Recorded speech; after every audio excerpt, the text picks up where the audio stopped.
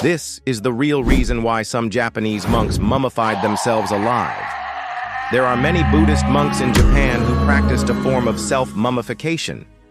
The reason they did this was so that after they died, their bodies would be preserved for as long as possible. But the most interesting thing about this is that they didn't wait until they were dead to get started on the process. In fact, they started the process while they were still alive. And they did this by starving themselves and poisoning themselves little by little every single day.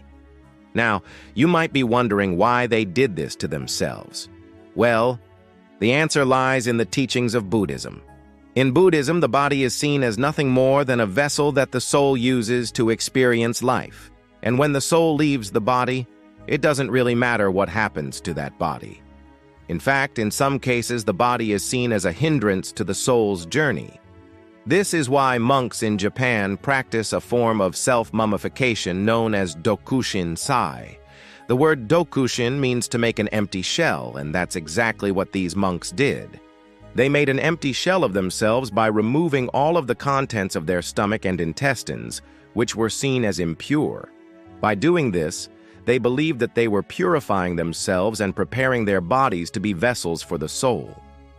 But you might be wondering how they managed to remove all of the contents of their stomachs and intestines without, dying.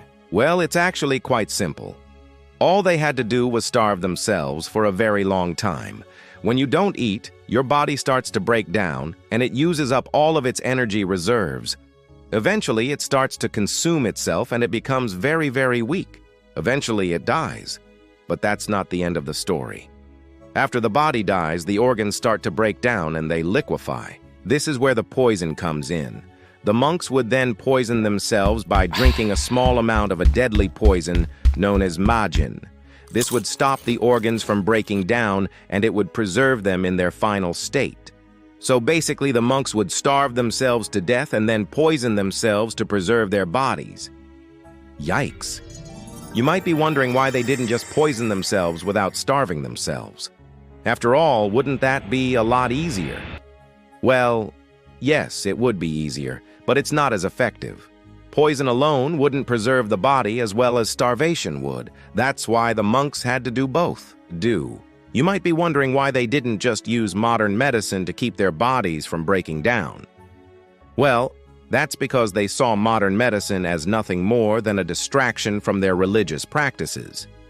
They believed that if they used modern medicine, they would be relying on technology instead of their faith. Now you might be wondering why they didn't just get their mummification done after they died. Well, that's because they believed that if they waited until after they died, their bodies would be too far gone. They would have already started to decay, and it would be impossible to preserve them. That's why the monks started the process while they were still alive. Now, you might be wondering why anyone would want to be mummified in the first place. Well, the answer is simple. They wanted to be preserved for as long as possible. They wanted to see what would happen to their bodies after they died. And they wanted to push themselves to the limit and see just how much they could endure.